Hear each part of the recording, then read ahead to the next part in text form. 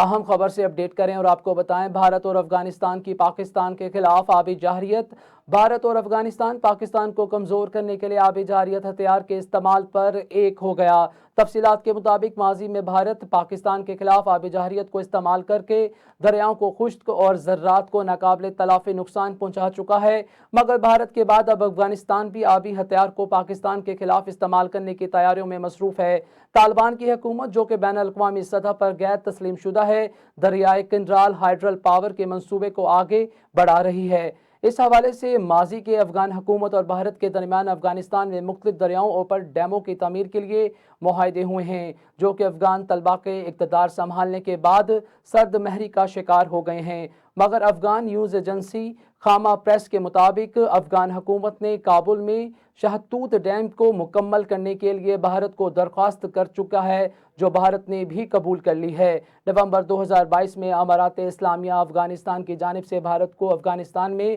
دریائے کابل پر 12 ڈیموں کی تعمیر کو مکمل کرنے کی درخواست کی گئی تھی۔